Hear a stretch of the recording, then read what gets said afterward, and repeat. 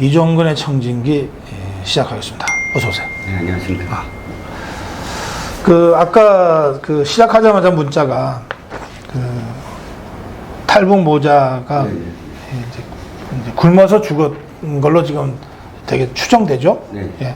그 얘기 좀 하시죠. 예, 그 말씀도 드리고 싶었습니다. 사실 청진기라 뭐 청와대를 진단한다 뭐 이런 코너명이지만 오늘은 네. 이 이야기부터 사실 하고 싶습니다. 예. 안타깝고 사실은 부끄럽고 또 화가 치미는 그런 뉴스였습니다. 네. 봉천동입니다. 정확히 봉천동의 한 임대 아파트에서 하도 악취가 많이 나길래 주민들이 신고를 했고 그래서 경찰이 들어갔습니다. 네. 참혹한 현장이었습니다. 모자였고요. 네. 어머니와 그다음에 6살 아들이 죽어 있었는데 어머니는 42세. 네, 42세. 아들은 6살. 6살. 근데 이미 죽은 지 오래됐고요. 지난달 31일이었습니다. 사망한 지 한 2개월 정도 방치돼 있었고요. 그리고 이들은 탈북자였습니다. 어머니가 탈북자였고 네. 마이크 좀 확인해 주세요. 이종근 실장. 네, 탈북자였고요. 한국으로 건너온 건 2009년도였는데, 물론 모든 탈북자가 그렇듯이 하나원에서 수료를 했고, 재판 기술도 있었다고 합니다. 그런데, 결과적으로는 뭐, 그러니까 통영에서 살았는데, 통영이 또 조선소가 거제. 거제도 조선소 경기도 안 좋았고, 네. 뭐, 이렇게 실패를 좀 거듭했나 봅니다. 그래서, 이 중국 동포와 살았는데, 중국 동포와는 이혼을 하고 6살짜리 아들과 함께 봉천동에서 살아왔다라는 것이고요. 이 5살까지가 아마 그 아동수당이 나오나 봅니다. 그런데 이제 아이가 6살이 되니까 아동수당마저 끊기고 매달 정기 수입이 양육수당 10만 원이 전부였다고 하고요. 집세도 1년 넘게 밀렸다고 합니다. 제가 사실 처음에 안타깝고 부끄럽다. 안타까운 건 뭐 아실 테고 왜 부끄럽냐면 저는 이게 오버랩이 되는 사건이 있어요. 송파 세모녀 사건. 그래요. 송파 세모녀 사건 때 얼마나 많은 사람들이 분노를 했고 얼마나 많은 언론들이 조명을 했으며 정부에서 나서서 뭐 사각지대를 없애겠다 하고 흥분하지 않았습니까? 그때 그분들이 송파 세모녀 사건, 네. 그때 그분들이 이제 극단적 선택을 했는데 마지막으로 남은 돈을 연체된 네. 걸로 좀 이렇게 내놓고 내달라. 그렇게 하고서 이제 그랬어요. 네. 안타까운 걸로 따지면 네. 사실은 이분들은 굶주림을 피해서 온 분들 아닙니까? 그래요. 굶주리고 또 북한의 김정은의 그 체제에서 살기 싫어서 온 분들 아닙니까? 그런데 지금 저는 언론들의 반응이나 정부의 반응, 이 관악구청의 반응, 지자체잖아요. 자신들이 책임져야 되잖아요. 이 정부는 어떤 정부죠? 복지를 최우선으로 하고 사각지대를 없애고 최하층부터 살게 해주겠다라고 정권을 잡은 정부 아닙니까? 그런데 첫 번째 탈북민이든 아니든 이 나라에 정착하고 사는 그 모자가 이렇게 2개월 동안 방치됐는데 그 방치된 어떤 그런 좀 추호의 부끄러움, 책임감을 스스로 드러내지 않고 있다라는 것도 분노스럽고요. 두 번째는 우리가 무관심하다는 거예요. 이 뉴스조차도. 그러니까 뉴스의 무게가 다르다는 거예요. 제가 부끄럽고 분노를 느끼는 건 그렇습니다. 송파 세모녀 때 그렇게 들끓었던 언론들과 지금 이 사건 어저께 보도됐는데 왜 이런 보도가 나오면 언론에 이것이 얼만큼 회자되느냐를 알 수 있는 게 인터넷 아닙니까? 검색어도 오르고 검색어 안 올랐어요. 그래요? 아무도 지금 이 사건에 대해서 오늘 하루 지났는데 번져나가지도 않고 외면하고 있습니다. 그 사실은 저를 포함해서 저도 정말 부끄럽고 얼굴을 들 수가 없는 사건이기 때문에 갖고 왔고요. 예. 또 한 말씀만 더 드리면 오버랩 되는 건 이겁니다. 그러니까 탈북자의 신분으로 다시 이 사건을 들여다보면 탈북민들이 이 정부 들어서 아시잖아요. DJ 정부 때 황정혁 어떤 취급을 당했고 노무현 정부 때 탈북민들이 어떤 취급을 당했고 또 임수경 아시죠? 임수경이 왜 그 술자리에서 탈북민들하고 술 먹다 그래, 청년들한테 한 소리 있죠? 너희들은 배반자야. 라고 해서 그때 한번 탈북자들이 분노를 한 적 있지 않습니까? 그런데 정권이 바뀌었다고 그래서 탈북민들을 배반자 취급하고 외면하고, 제가 들은 것도 이런 얘기도 들었습니다. 이전에 탈북민들의 어떤 신분에 따라 사실 경찰이 보호하는 강도가 다르잖아요. 그래서 고위급이면 고위급만큼의 사실 또 보호를 해야 되고, 근데 그건 너무 당연한 것인데 지금 이 정부 들어서는 선택사항이 돼버렸대요. 뭐 원하면 해드릴게요. 원하시지 않으면 안 갈게요. 이렇게 돼버렸다는 거예요. 그래요. 예, 그러니까 탈북민들에 대한 어떤 배려도 안 바래요. 최소한의 어떤 지금 2개월이잖아요. 어떻게 사느냐라고 계속 묻지도 않나요? 탈북자들은. 근데 이런 관리라든지 이 현 정부가 이것이 뭐 제가 비약하는 것일지 모르지만 정권이 바뀌면서 탈북자들에 대한 대우라든지 또는 배려라든지 이런 것들이 더 없어진 게 아닌가 하는 것도 문제 제기를 해봅니다. 이 두 사람이 은행 잔고가 0원이 되고 2주 만에 이제 죽었다고 이렇게 문자를 올리셨는데, 손에 딱 3,858원이 손에 쥐어져 있었답니다. 그리고 쌀 한 톨 없고 방에 물도 하나 없고, 냉장고에는 정말 아무것도 없었고요. 먹다 남은 요구르트 요구르트 하나도 없었다. 참, 요구르트 음료수 없었고, 고춧가루가 고춧가루 하나 남아 있었다라고 합니다. 그래요. 그 이제 탈북자가 이렇게 이 뉴스를 접하고 이렇게 말을 했어요. 이 굶주림을 피해서 탈북한 사람이 대한민국 서울에서 굶어 죽었다는 게 믿어지지 않는다.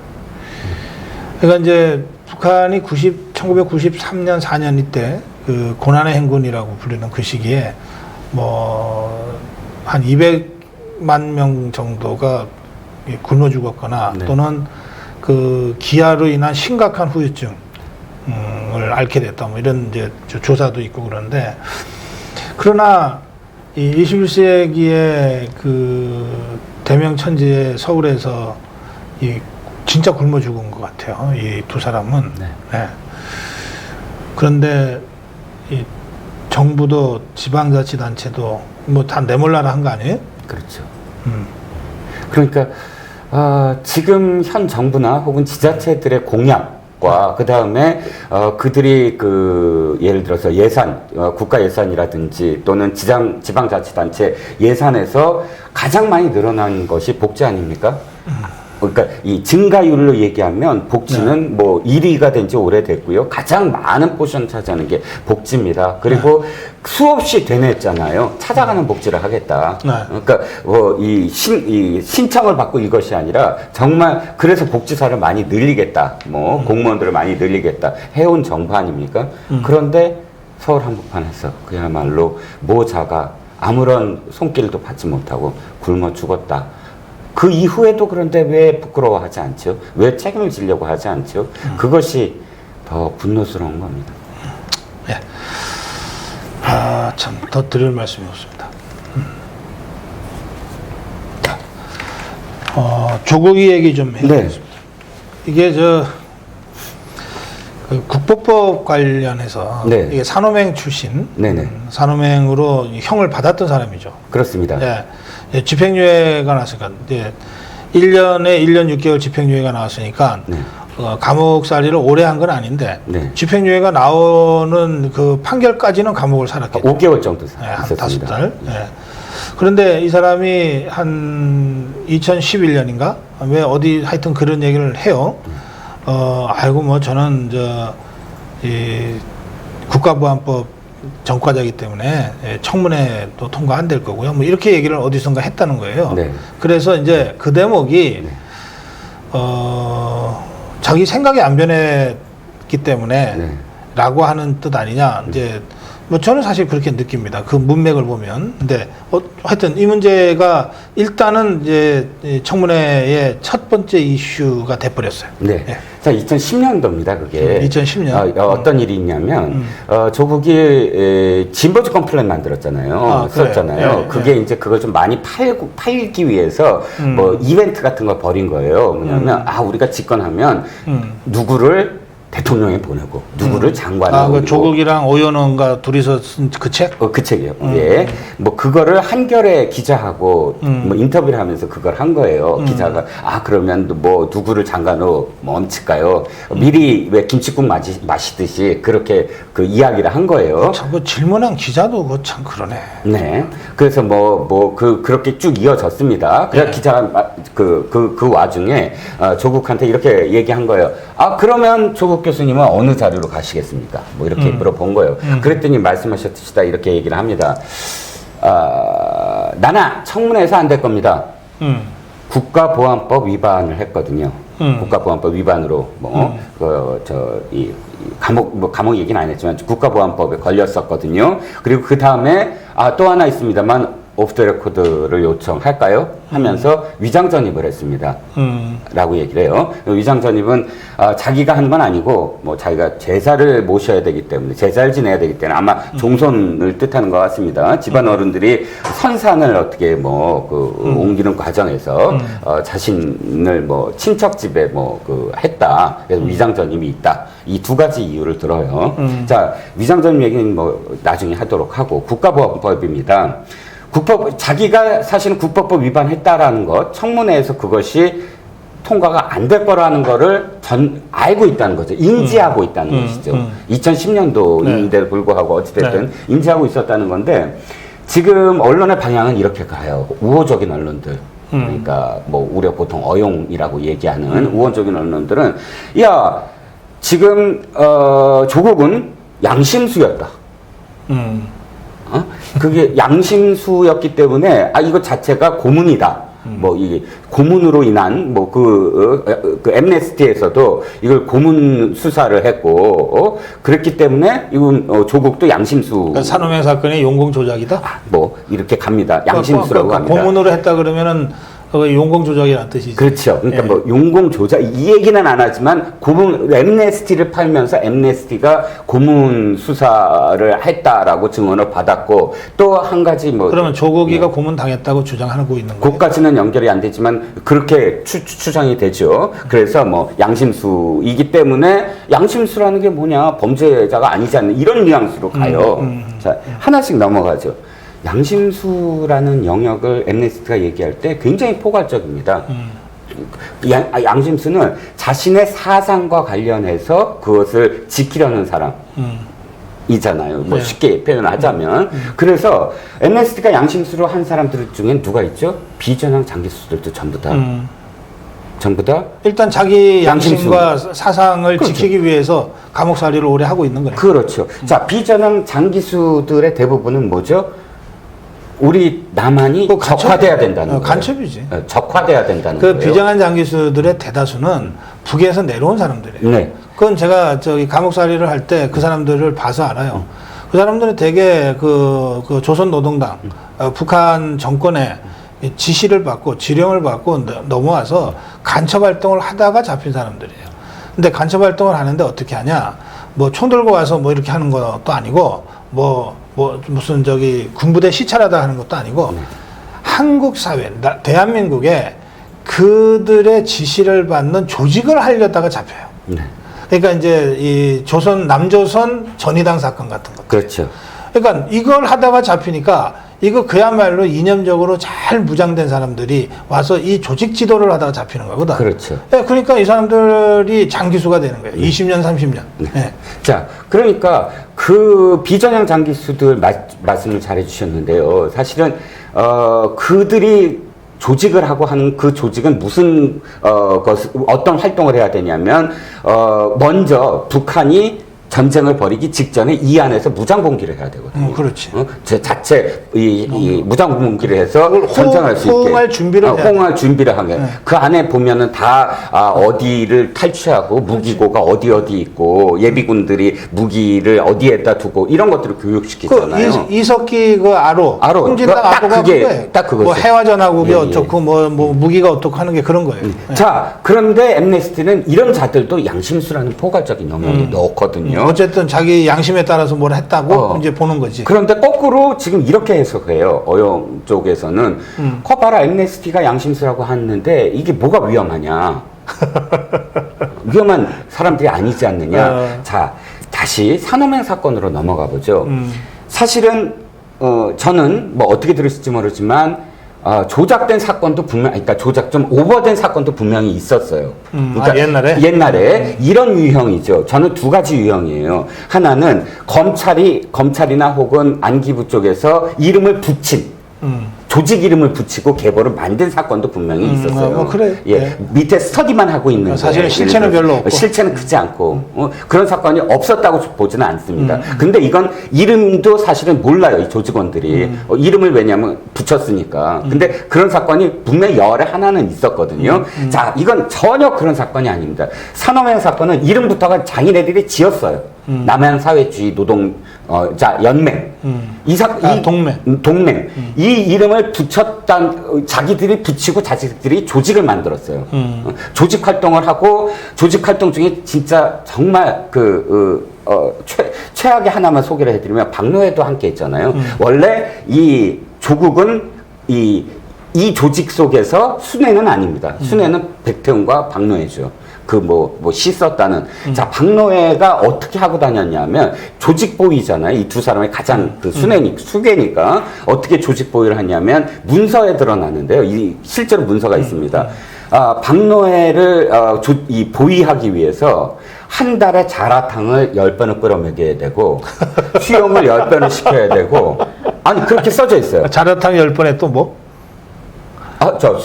수영장을 최소한 한 달에 10번을 가서 수영을 해야 되고, 이걸 다 비밀리해야 된다. 놔두고 조직에 보내는 거예요. 조직의 수계를 보호하기 위해서. 그게 수령론이지. 네, 수령론이죠. 박노해 그건 부정 안 해요. 사실. 그 사실은 부정 안 하는데, 부정하는 게 따로 있습니다. 그건데 사실 좀 추잡한 거라 통과. 자, 이건 실체가 있었고, 또 하나, 백태웅이 계속 미국 하와이대에 교수로 있는데, 인터뷰를 하는데, 인터뷰에서 이런 얘기를 해요. 나는 후회는 하지 않는다. 이름 그렇게 짓고, 또 비타협적 그런 노선을 거둔 것에 대해서 후회하지 않는다라고 표현해요. 아주 아름답게 표현하지만, 비타협적 노선이라는 게 뭐죠? 폭력, 혁명, 네 글자로 이해해요. 그래요. 타협적 노선이면 뭐죠? 의회 사회주의 운동이 타협적 노선이에요. 이 산호맹이 그 전까지의 그 민주화 운동을 개량주의라고 비난하고 그렇죠. 그러니까 약해 빠졌다. 아니 무슨 파쇼 정권하고 비타협적으로 투쟁해야지 끝까지 폭력적으로 혁명해야지 뭐 그렇게 개량주의적으로 약해 빠져가지고 이렇게 되는 거예요. 그게. 그렇죠. 네. 그래서 사실은 그렇게 아름답게 표현해서 그렇지 자기네들이 폭력혁명을 꿈꾸었고 그거를 강령으로 만들었고 그래서 조직화했고 그래서 사실은 울산대 교수였잖아요. 조국. 그래서 죄송한데 그 사건이 이제 결국은 터진 다음에 사람들이 그 주요 인물이 이제 3명 아니에요. 백태웅, 박노해, 조국. 지도부는 아니지만 알려진 사람. 네, 알려진 사람 얘기하는. 백태웅에 대해서는 네네네. 이 친구는 그럴만하네. 실질적인 리더였거든요. 그렇죠. 그리고 평소의 언행도 이론가였죠. 그랬어요. 그리고 결국은 지금은 이제 입장이 많이 바뀌었지만, 어쨌든 그래서 백태웅을 보면서는 백태웅이라면 이런 일 할만하지 이렇게 본 거예요. 그다음에 박노해는 그 전에 시인으로 이미 많이 알려져 있었어요. 네. 그리고 그 박노해가 뭐 노동해방시도 썼지만 상당히 서정적인 뭐도 좀 쓰고 그랬어요. 야, 이 사람 참 이중적이네. 그건 이후에 박노해가 살아가는 방법을 봐도 그래요. 네.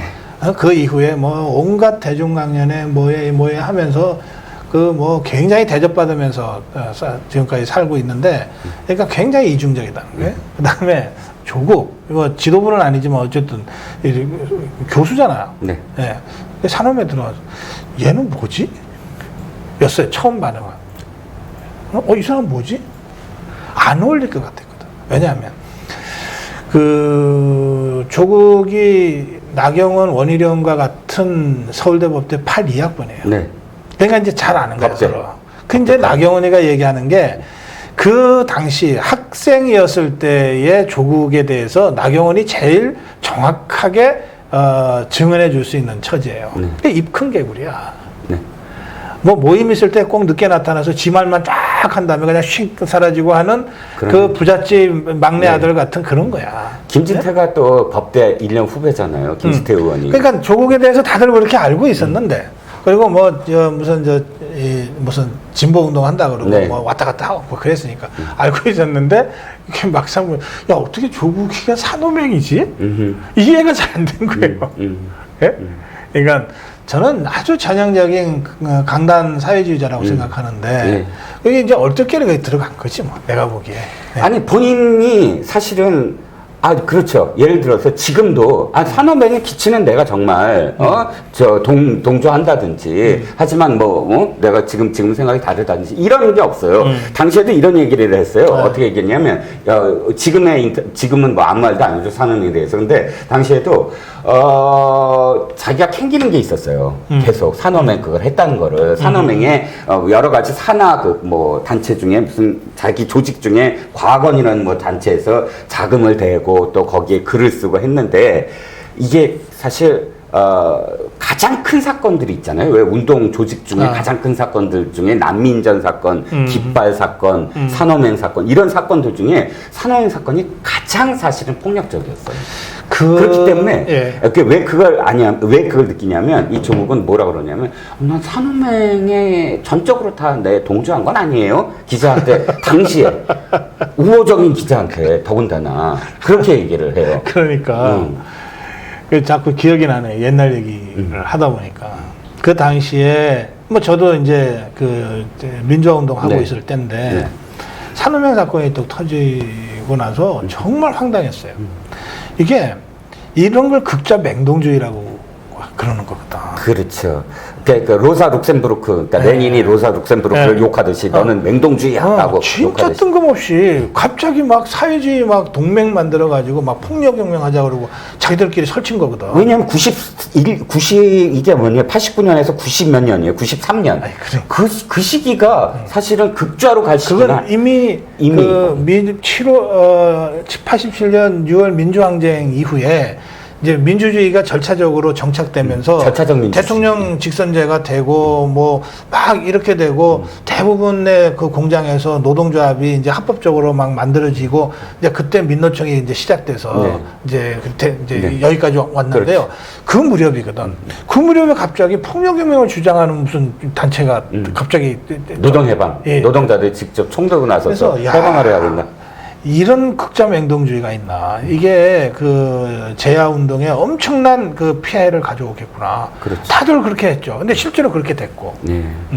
그러니까 이 사람들은요, 아직도 자기들이 진보고, 그리고 그 진보 운동의 정신을 갖고 있다 그러면, 비록 그 25년 전에 있었던 일이긴 하지만, 그 당시에 극좌 맹동주의 노선에 대해서 처절하게 반성해야 돼요.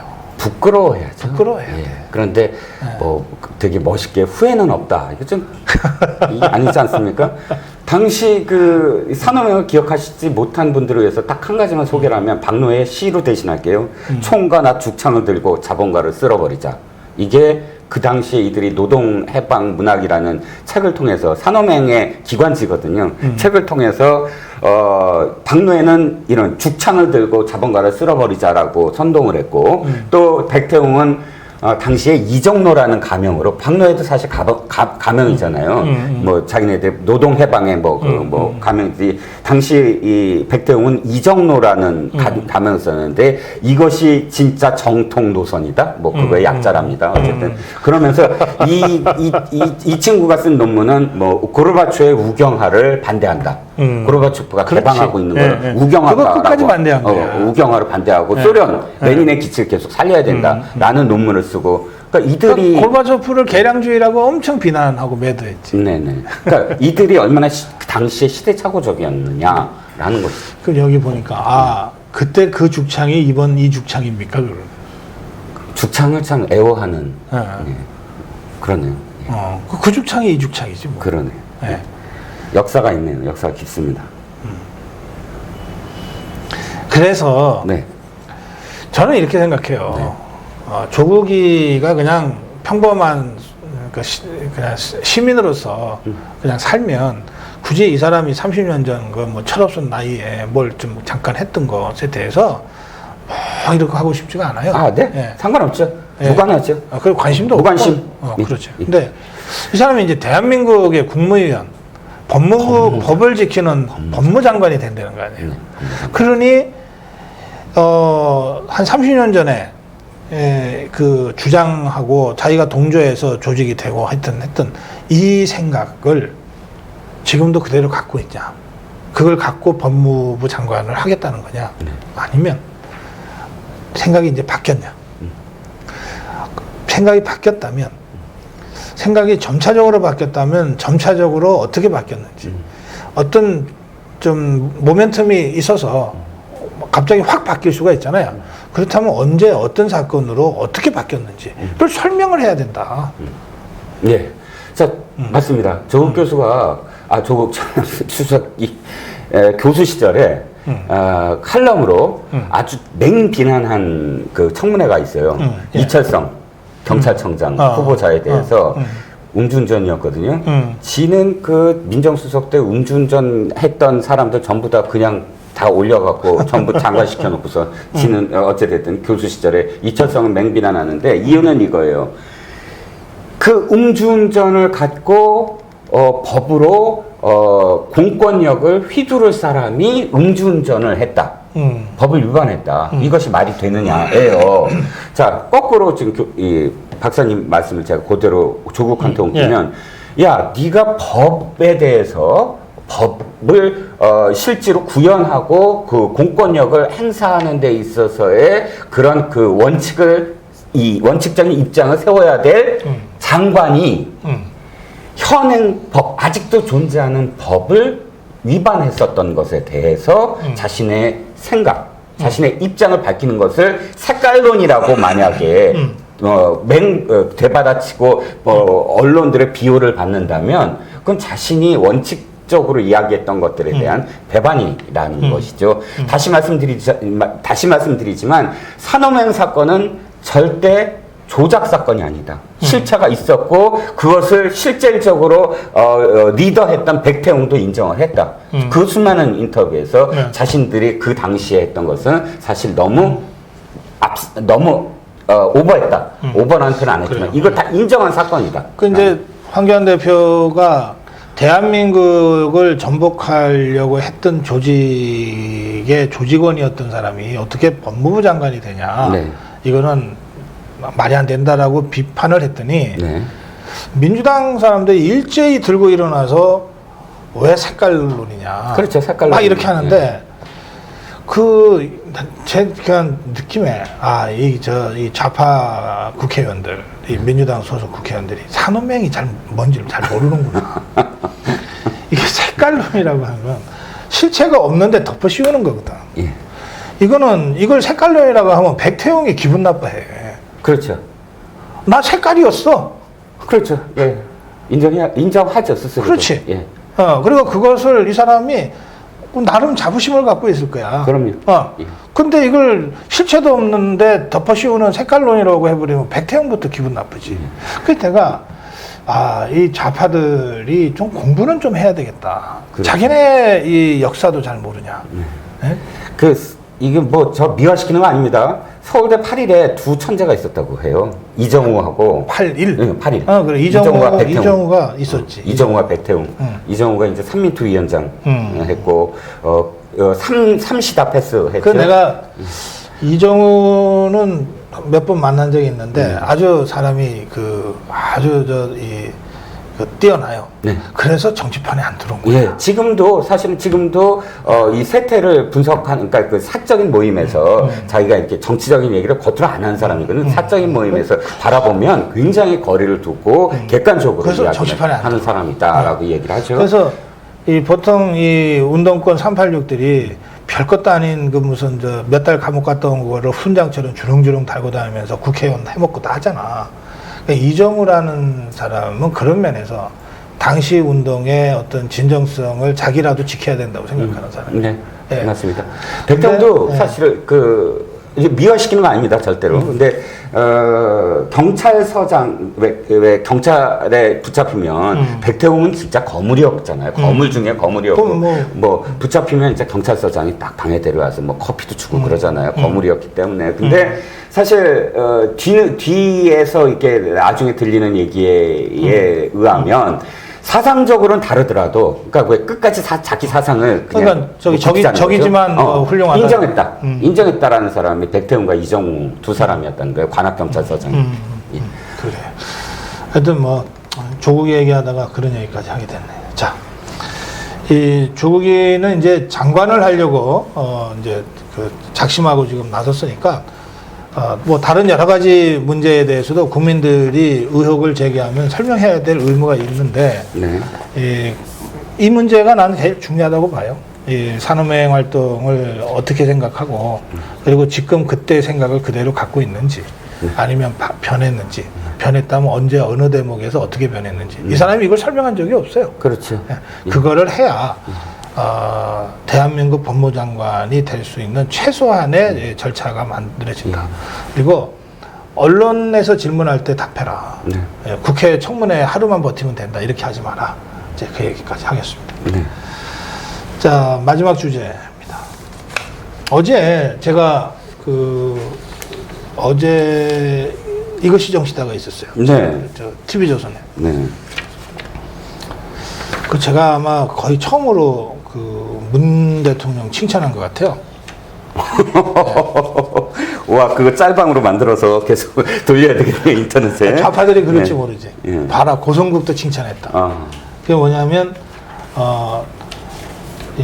일본에 대해서 냉정하게 대응하자. 이 얘기하는 것 때문에, 네. 야, 진짜 오랜만에 그래도 들을 만한 말을 했다. 네. 제가 그랬고요. 예. 그런데, 그러면 그동안 흥분해서 감정적으로 대응했다는 얘기 아니냐.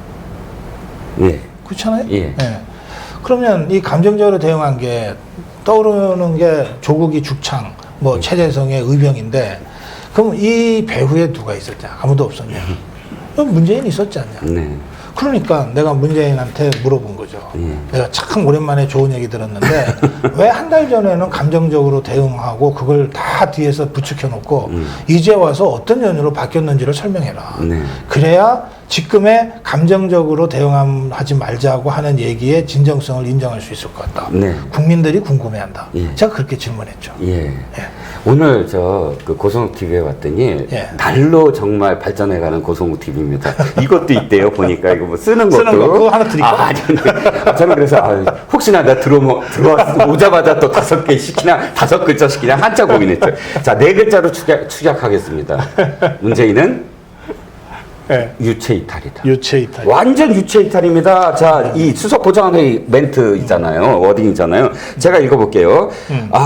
적대적 민족주의를 반대하고 인류에 기초한 평등과 평화 공존의 관계를 지향하는 것은 지금도 변함없는 우리의 정신이다 하면서 국민들이 참 성숙한 대응을 했다. 보여준 성숙한 대응을 높이 평가했고 마지막으로 감정을 배제한 차분한 대응을 거듭 참모진들한테 이야기하면서 우리의 감정은 감정적이어서나 일본의 경제 보복에 대한 우리의 대응은 감정적이어서는 안 된다.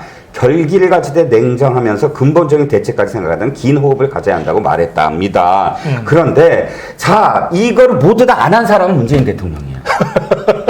수석 보좌관 회의 4번 했는데 전부 다 일본에 대해서 목소리를 점점 순차적으로 높였어요. 그렇지. 내일 모레 어떻게 얘기할지 모르겠지만 어찌됐든 국민들은 그때 안 그랬거든요. 국민들은 냉정했어요. 그리고 냉정한 주문을 했고요. 사실 일부 국민들이 뭐 굉장히 흥분했지만 또 많은 국민들이 이거 어떻게 좀 냉정하게 한일 관계를 좀 다시 복원하게 해달라. 아니, 절대 다수의 국민들은 냉정했고 냉정했잖아요. 그때 그것을 이 불에 기름을 부은 사람이 누구죠? 대통령 본인이 나서서 가해자 표현을 해가면서 직접적으로 얘기를 했잖아요. 그거를 예를 들어서 솔직히 이거예요. 일본은 너무 잘해요. 일본은 아베가 직접적으로 대응 안 해요. 누가 하죠? 스가 관방장관이나 세코 누구야 경제산업 장관이 통상산업 지네들이 나서고 아베는 지금 입 다물고 있어요. 왜? 또는 이것을 제일 먼저 얘기한 게 자민당이에요. 그럼 당에서 얘기했다라고 넘어가요, 또. 그러니까 이렇게 하면서 룸을 만들어 가잖아요. 팀플레이를 하잖아요. 우리는 대통령이 직접 나서서 얘기를 해요. 그럼 그 밑에 어떻게 되죠? 룸이 없어요. 장관이 나서서 완전히 욕해야 되고, 가서. 아니, 대통령이 저렇게 수위를 높였는데 장관이 협상하자고 할 수가 있나요? 그럼 자기가 잘리게? 그러니까 룸을 만들질 않아요. 자기가 직접 나서서 얘기해놓고 감정적 대응, 감정적이어서는 안 된다. 지금 뒤늦게? 이거 완전 유체이탈이죠. 자기가 지금까지 한 말들이 얼마나 감정적이었나를 생각하고 수석 보좌관 회의에서 이 말씀을 하셔야 된다.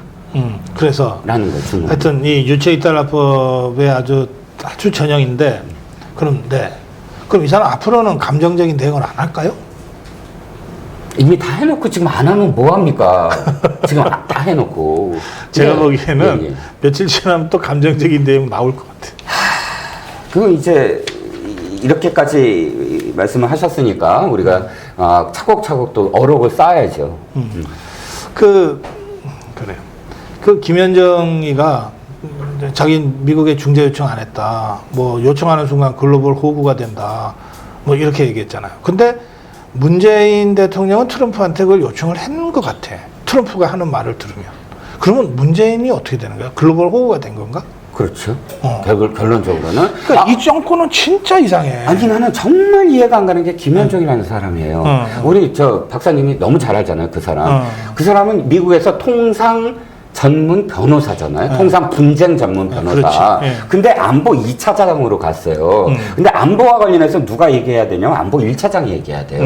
업무 분장으로 얘기하면. 근데 안보 1차장은 어디론가 사라졌어요. 안보 2차장이 다 나서서 외교, 안보 뭐 다 나서고 있는데 통상 분쟁 전문가가 이번에는 일본과 관련해서 아예 이 일본의 그런 어떤 뭐랄까요 복장을 완전히 긁는 역할을 다 하고 있어요. 지금. 그렇지. 자기가 직접 나서서 일본에 대해서 미국 갔다 온 다음에 미국도 우리 편이다라는 식으로 얘기했다가 또 바꿨잖아요. 난 미국한테 뭐 도움 요청한 적이 없다. 그런데 중간중간에 청와대 관계자 멘트를 제가 다 찾아올까요? 청와대 관계자 말로 나온 우호적인 어용 언론들조차도 청와대 관계자에서 우리가 지금 다 나서서 하고 있다. 미국이 도와줄 거다. 그렇지. 요로에서 다 연결하고 있다. 이런 멘트가 한두 가지가 아니에요. 그럼 팀플이 안 되는 거죠. 김현정은 지금 뭘 하고 있느냐면 정치적인 언어를 하고 있는 거예요. 자기가 지금 정치적으로 이 상황 관리를 할 그런 위치인가요? 안보 차장이? 그런 역할을 해야 되나요? 그러니까 자기가 전문적이지도 않고 또 자기가 해야 될 직위에 관련 없는 그런 정치적인 어떤 워딩, 그러니까 이 정부의 어떤 상황을 관리해주는 역할, 그 역할에 불과한 워딩을 하고 있어요. 그러니까 지금 자기가 지금까지 쌓았던 통생, FTA를 자기가 뭐 성사시켰다든지 이런 거 다 날려버리는 거죠. 실제로 그런 전문적인 영역을 지금의 어떤 행위에서. 그 김현정이가 최근에 한 게 또 하나 있네. 어떤 거? 그 국회 운영이 열렸는데 그 표 모시기가 있죠. 표시성 가진 사람이죠. 이 사람이 자기네 편 도와준답시고 노영민이한테 그 북한이 그 핵실험하고 ICBM 몇 번 했냐.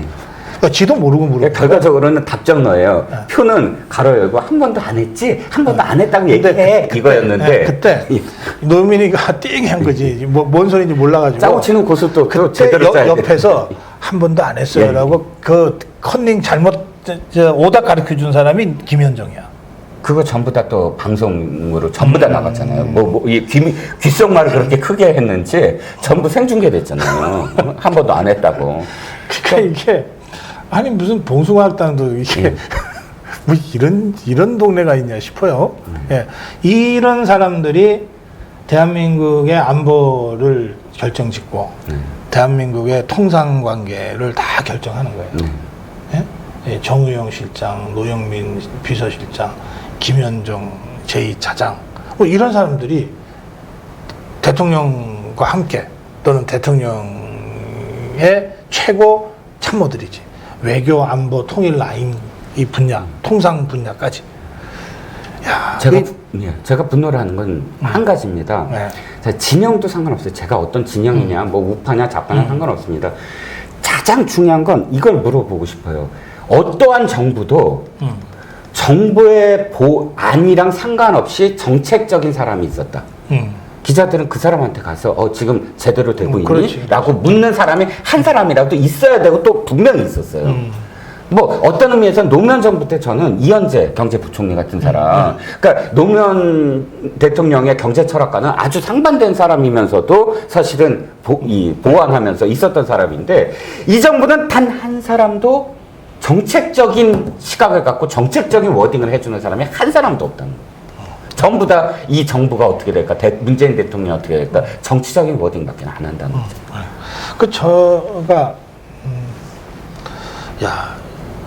이 정도 실력인데도 나라가 안 망하는 게 천만다행이다. 그거는 ING잖아요. 한 번에 망하나요? 망해가고 있다라고 느꼈죠. 아니, 그래도 아직 안 망해서. 예. 예. 거의 망한 것 같은데, 아직 안 망해서. 그나마 다행이다. 예, 그러고 있습니다. 자, 8월 15일 날 광화문으로 갑시다, 우리. 광화문에 나오세요? 네. 근데 아까 그 말씀 하시더라고요. 한국당한테 예. 나와야 되느냐, 어떻게 예. 나와야 예. 되느냐, 그 논쟁하시는데 돈이 없어서 못 나갑니다. 무슨 얘기냐면, 아니, 한나라당 시절부터 사실은 얼마나 사실 그 당에 자산이 많았어요. 그렇지. 한순간에 다 없대요. 이번에 그래서 이 장애 집회 몇 번 하고 돈이 다 바닥이 났답니다. 돈이 없어서 당 이름으로 못 나왔고요. 제가 그 얘기하면 제가 또 정말 할 얘기가 많죠. 예. 그 언제 돈이 다 없어진 거예요? 도대체 그 돈이. 그게 있잖아요. 예, 예. 돈이 없어서 장애 집회를 못 하겠다는 거야. 예. 그래서 그 얘기를 제가 했더니 자유우파 국민들이 야, 돈 넣어줄게. 예. 계좌 대 이렇게 예. 된 거예요. 예. 그래서 그랬어요? 네, 그럼요. 계좌 제가 돈 넣어줄 테니까 계좌 빨리 대 이랬어요. 그래서 우리가 급하게 당에다 연락을 했어. 한성교 총장 때. 자, 이 자유우파가 정말 막 모금하겠다 그러니까 후원 계좌 좀 불러줘요. 없대. 후원 계좌가요? 중앙당 후원 계좌가 없대. 그때 그 대답이 중앙당 후원 계좌가 없습니다요. 당연만 있었던 거예요. 현역 의원들 후원에만 있고 중앙당 후원 계좌가 없었다는 거예요. 그때까지 없었어요. 있었는데 없어진 거지. 아니 사무총장이 왜 머리가 안 들어가냐? 그래서 네 만들겠습니다. 그렇게 그렇지. 그래서 그럼 지금이라도 만듭시다. 네. 만들어서 후원 계좌 만든 다음에 사무총장이 고성거 TV에 나와서 후원 캠페인 합시다. 2시간 동안 터서 합시다. 했어요. 만드는데 한 3주인가 걸리더라고. 3주요? 하여튼 시간이 걸렸어. 예. 그래갖고 박맹호 사무총장 때 마침내 만들어진 거예요. 네. 그래갖고 그 만들어진 후원 계좌를 사무총장이 와서 설명을 하라고 그랬더니 당의 중앙당 후원 회장을 그 사이에 정가변 의원으로 선임을 했더라고. 네. 그러니까 정가변 의원이 나와서 그 후원 계좌를 알리면서 이제 우리가 이 캠페인을 방송을 했어요. 예. 그때 조금 돈이 좀 모이긴 모였을 거예요. 네. 그러니까 진짜 돈이 없어서 장애 집회 하고 싶은데 못 한다면 이게 큰 소리 치면 안 되는데 고성국 TV가 10분의 1은 감당해 드릴 수 있어요. 네? 우리 이 생방송 중에 계좌 열고 돈 없어서 투쟁하고 싶은데 못 한답니다. 여러분 좀 도와주세요. 지금부터 이 계좌로 돈 좀 넣어주세요. 제가 정말 필요한 돈의 10분의 1은 우리 시청자들하고 만들어 드릴 자신이 있어요. 돈 문제는 아니다. 저도 진지하게 말씀드린 거 아니었는데 제가 그렇게 진지하게 얘기해야 되지. 웃자고 말씀하셨는데 제가 죽자고 지금 달려들어서 예, 갑자기 정색을 하셔서 이제 광화문에서 봅시다. 네. 예, 고맙습니다. 네. 예.